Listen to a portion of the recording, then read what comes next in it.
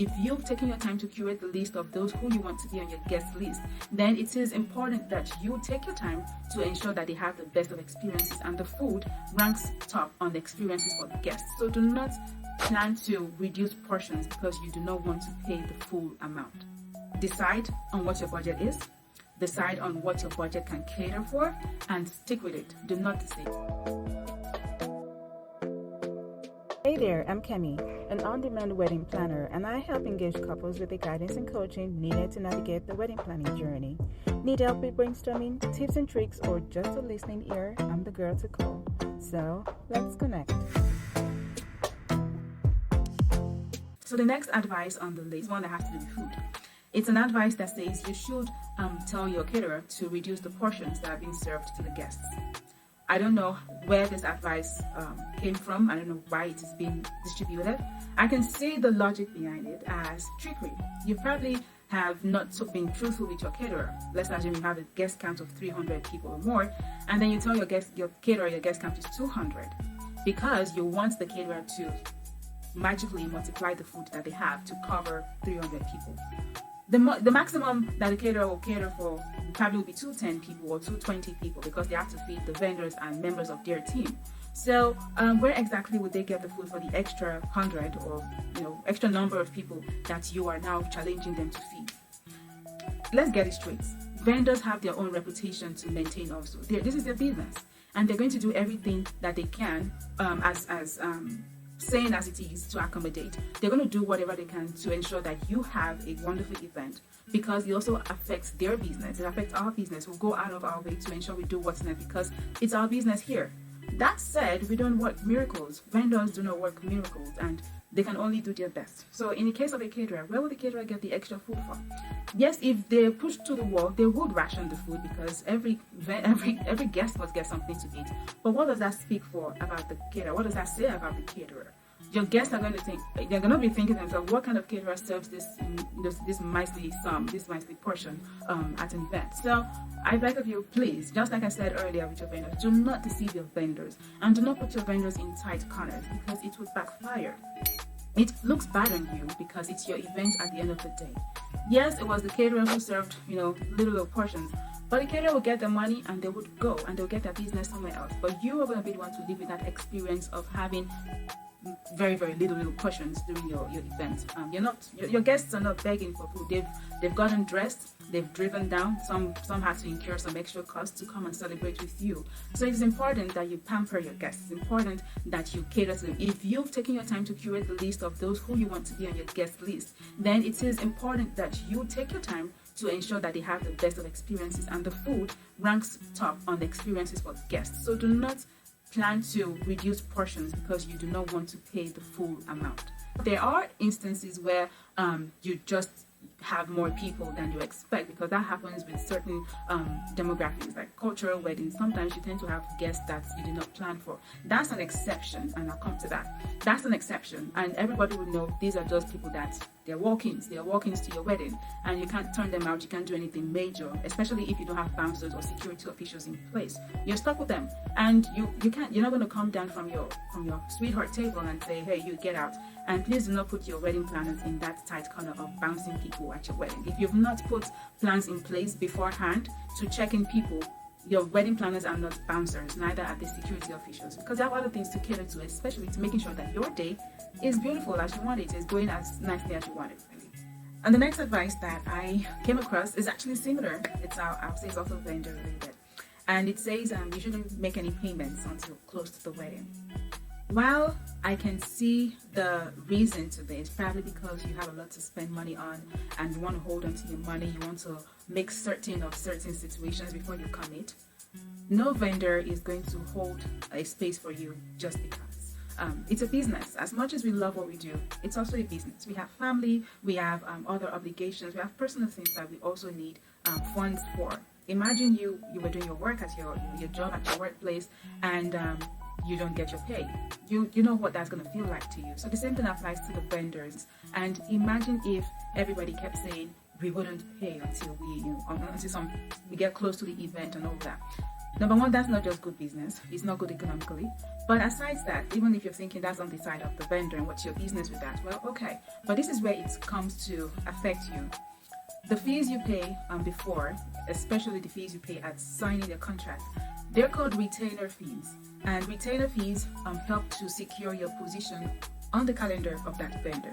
So if your event is, let's say, December 22nd, and you've told the vendor, oh, December 22nd is my event. Okay, I'll see you then. The vendor is not going to wait for you. The next person who comes around for December 22nd and is ready to make a payment, because your payment is your commitment. You put your money where your mouth is. That's the expression, right? I think so. If it's wrong, I'll correct it in text. But yes, you have to follow your commitment with tangible action. So you don't just say, I'd like to book your services. You say, I'd like to book your services. And this is my commitment to, this is how much I'm putting at stake to express my commitment. And of course, your retainer fees are part of your bulk fees, are part of the your total fees. So it's not just except you change your mind and some other things happen and the contract stipulates that your retainer fees are non-refundable. Most times your retainer fees are applied to the rest of your balance anyways, so it's not money you're losing. So if you find a vendor that you really truly want to work with, I strongly advise you go ahead and book that vendor. Just pay the person, and number one, you are rest assured that you have that vendor, because now that you've paid, it is now the vendor's turn to reciprocate that commitment and lock you in for that date. So you have a commitment just by the payments that's been made. Number two, it also helps to just give you less stress to worry about. You've already made some payment, and that's just one thing. You're like, okay, this is one vendor of my to-do list. I don't have to stress about that vendor anymore. But until you've made financial commitments to vendors, you are still unsure. As long as you keep stringing along a vendor till 3 months before your wedding, that is all. However long you're stringing along that vendor is however long you're going to keep being stressed about that particular service that vendor would be catering to, because now you've not booked the vendor, so you're still very unsure if you have that vendor, as against if you'd already booked the services of that vendor. Then you can check it off your list and okay, I have my photographer, I have my caterer, I have my makeup artist, I have my DJ. Whatever vendors you need, I advise you, as long as it is financially convenient for you, that you can make those payments, I advise you to make the payments. Vendors are not vultures. Vendors work with you. They're humans too. So if we tell you this is what our fees are, and you really want to work with us, but it's not convenient for you to work on the terms of payments we've probably stated, talk. We don't bite. Talk and say, this is the situation. I really would love to work with you, but this is my financial position right now. What can we do to ensure that I am still locked in on your calendar and I can gradually make my payments to, making the fees that you're going to be charging me? And a vendor that sees that you are genuine and you are good enough will definitely work with you, because yes, there are some people that will take you for a ride out there. So of course, vendors have to be business smart too. But most times when you can see the sincerity in people, I know I have done it for several people when I've seen that they are truly coming from a sincere place. I work with the couples I work with, because I know, hey, you're not going anywhere. I'm helping with your wedding anyway. So we're in for a long ride, and by God's grace, it's going to be an enjoyable ride. And I thank God it has not backfired on me, because I have had wonderful couples that I've worked with. And hey, if you're watching and you've worked with me, this is me saying hi, and I hope you have beautiful memories from the time we worked together, and tell others about me. But yeah, so that's about the advice. Please do not hold back payments. Make your retainer fees as you need to, because that's how you get locked in on vendors' calendars. Now let's come to, I think we can say this is probably the final advice that I'll be sharing on this. And the final advice is an instance where you are told to invite a bulk invite, to do a bulk invite, so a group invite. Please do not do a group invite, because a group invite is like a blank check.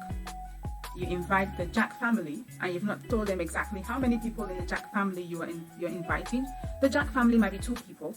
Jack family might be 5 people, it could be 10 people. You don't know the number of people in Jack family, and you are not informed on how many people to plan for.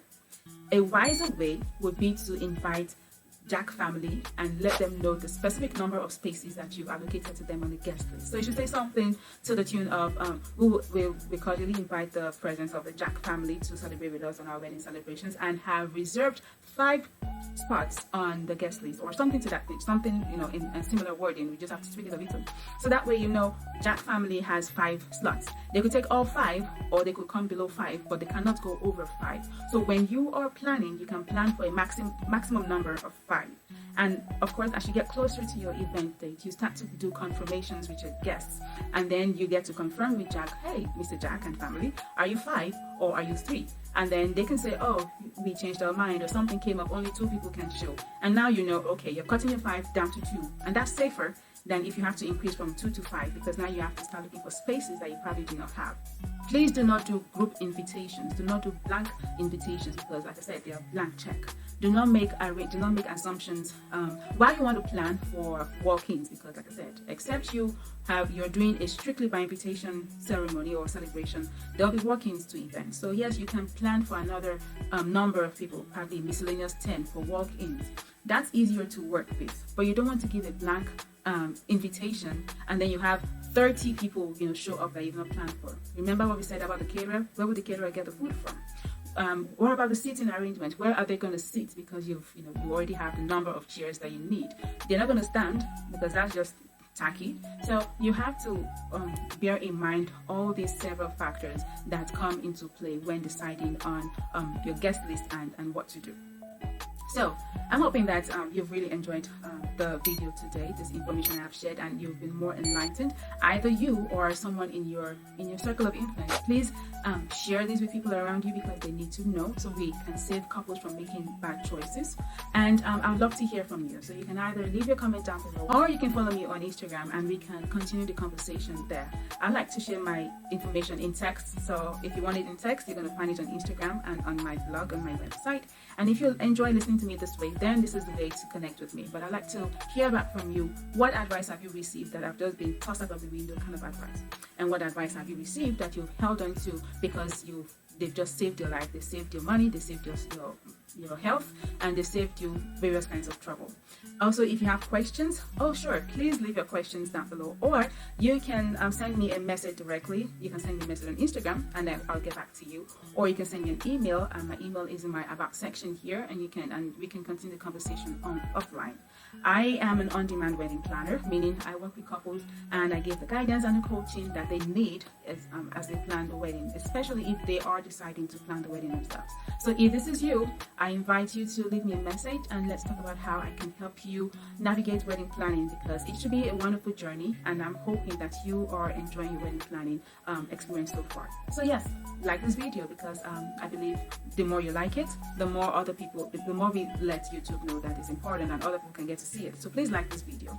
I also would like you to comment your thoughts and your questions and just your observations. And if you just want to say hey, then you can leave a comment and I can say hi. And then also share it. Share with your friends. Share it with people who need to hear it, because it's important that we help couples avoid making mistakes that can just be very wrong for them. And subscribe to my channel. If you've not subscribed yet, it would be good to have you subscribe to my channel, because that way I can grow a community and I can get feedback from you more, and just continue to share this wonderful information as they keep coming to me. And then lastly, please click the notification bell so you get notified whenever I push out a new video, so you don't miss out and you're not just stumbling on my channel whenever you get to. It would be really lovely to have you help me with growing this channel. But till we meet again, I am Kemi, and it's been lovely sharing this platform with you. Be blessed and be merry.